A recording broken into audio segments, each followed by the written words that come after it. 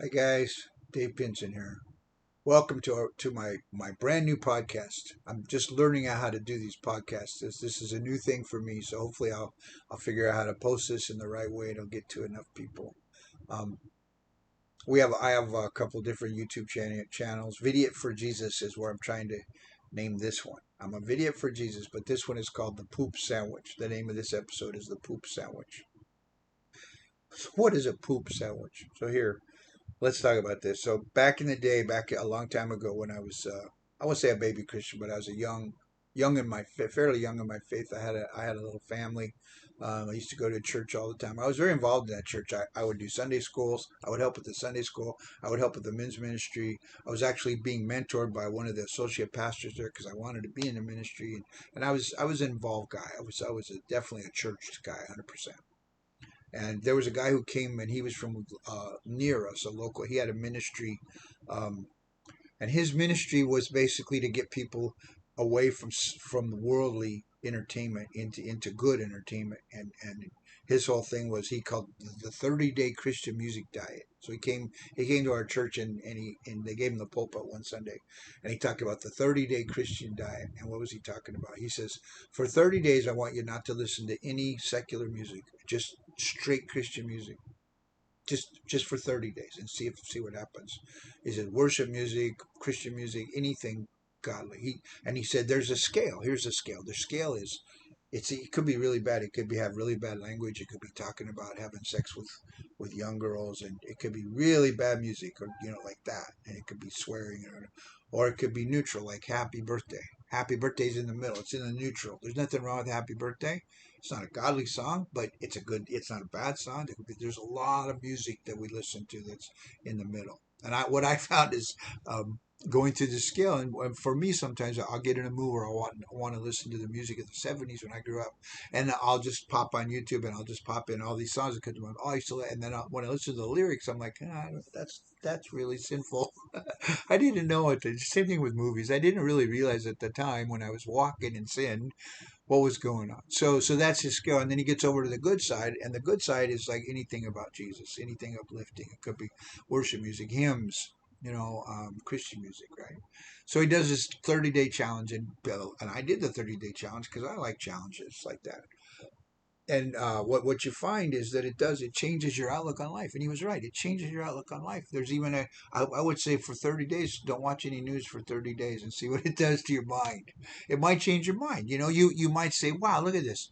I'm not suppressed. I'm not worried about who's going to win the election, or if are we going to have war, or is China going to invade over here? I'm not worried about stuff for a minute. I'm not saying you should unplug all the way.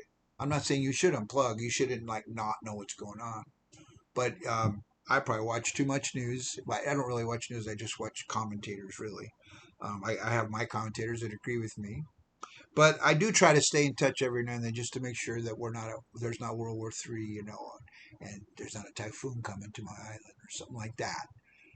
But getting bad stuff out of your mind and your heart and soul was the idea. That was the idea of his 30-day diet, right? And it sort of started something in me that began my life of turning away from worldly entertainment, and spending more time in the Lord. And I was sort of challenged because I read the old guys. And when I say old guys, I'm talking about, John Wesley, A.W. Tozer, Oswald Chambers, Heinz Feet on High Places. I like to read a lot of old Christian guys, great the Dead Preachers Society, Spurgeon, D.L. Moody. Anyway, so as I'm reading these guys, and I realize how much time they spend in the Lord, how much time they spend in prayer, how much time they spend before God, how much time they spend in godly things. Because as I read these guys, I've always been a kid. Ever since I was a kid, I've always had a hero. Um, I want to be a hero. I want to be a hero. I've always wanted to be a hero. I've always wanted to be the one, and I've always had these. Uh, when I was in school, the neighborhood, my friends would tell me, "Man, you have some high dreams. You have high hopes. You are the most high hoping person I know." I don't know. You're very ambitious, David Pinson, and yeah, I guess I was. And of course, I didn't achieve those goals, and my drug and alcohol and other things threw me for a loop. But I've always had the high hopes. So I had high hopes to be a holy person like these guys and to live my life like them. But then and my wife, my current wife, was really good at saying, what are you doing? You spend a lot of time watching those, watching football, watching movies, and doing these things, right? So the first thing I did was I stay away from R-rated movies. At the time, it was R. Now it's MA and different things. So I try to stay away from anything that's got swear words in it, lots of swear words in it, that's got people taking their clothes off and doing things with each other, has too much gross violence in it. You know, I basically stay away from those kind of things. Um, and not because I'm better than you or holy or anything like that, but because I can't handle it, because I have a tendency to swear. I have a tendency to think on those things, and I have a tendency to be drawn into that. And I have a tendency for that to become the things I think on, and it's going to destroy my walk. It's going to destroy my relationship with God, because God doesn't partner with that stuff. So why would He, right? So God, so what are we talking about, a poop sandwich? So God doesn't partner with that stuff, right? So I don't want to partner with that stuff. So that was the first step, is to stay away from that. And for the most part, I stick to it. We're going to get into the poop sandwich in a minute. I think you'll like this concept. So the idea is to stay away from that stuff and only watch. At the time it was PG-13 and PG, and now I find there's some PG-13 that's pretty dang iffy. It's pretty, what?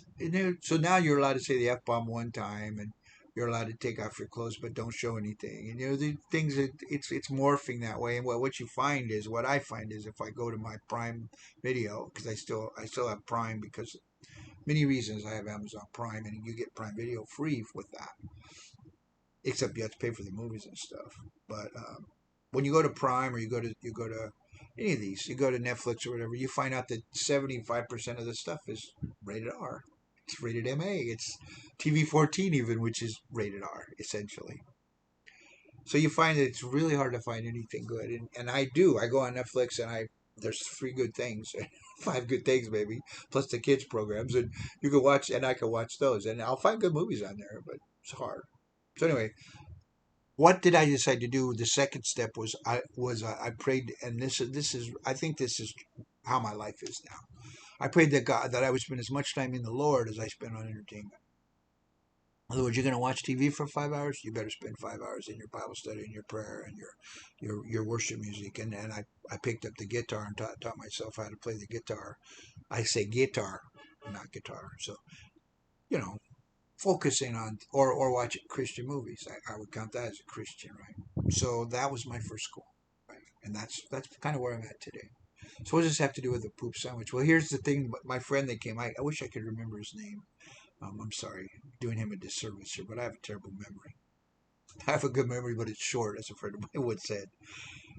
So he would say, but sometimes you have stuff that just has a little bit of bad in it. So it's like a really good sandwich. Here's why it's called a poop sandwich.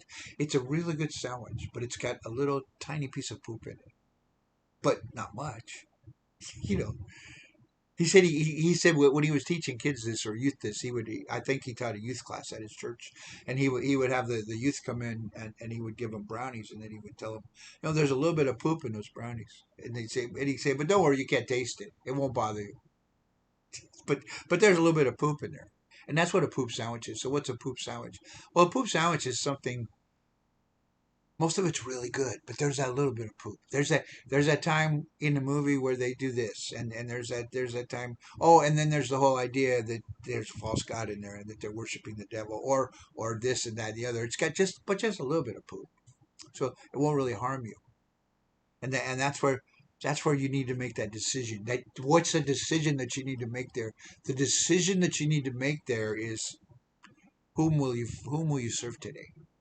Yeah. Are you going to be a worldly Christian? Because how many times have I done this? And I've done this many times, where I find a movie, and I love sci-fi and certain things that I enjoy. You might enjoy other things. And as I'm watching it, it's so good. And then it's really good, especially like a TV show. This usually happens with TV show. It's a really good TV show. Like, what was the one, the girl from Avalon? I forgot her name. Redheaded girl from Avalon.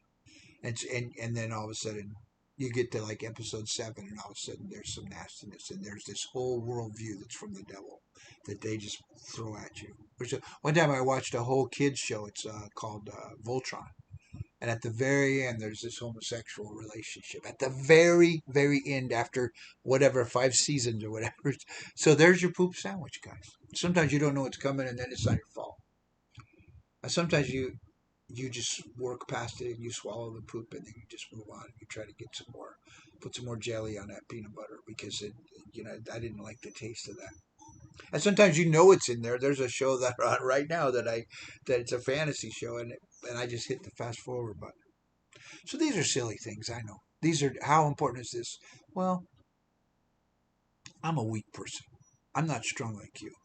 My faith my faith in God is strong, but my faith in me or doing what I'm supposed to do is not so strong. Because I have this sin which so easily besets me. So I try to stay away. If there's some poop cookies out there that have really good stuff in them and I know I'll eat them because it's really good, I try to remove those from the house, right? And so the other day, why does this come up right now? Well, there's some people that I watch on YouTube that are really good. I love everything they say, but they have this. Every time there's this one comedian, he has a show on late night, and I love him. I love it because we're in the same, mostly the same. I mean, he's a what do you call him? What do you call people that don't believe in libertarian? I'm not libertarian, but he's a libertarian, so I don't agree with everything he says. But he's really good and he's really funny, and I love it when he makes fun of people that I don't that I don't like, even though it's really vicious. It's just hilarious. But then every now and then he'll throw in for some reason he's obsessed with certain kinds of sin, and he'll just throw these disgusting jokes out there. And so finally I had to quit doing it. I had to quit watching them, right? Because I don't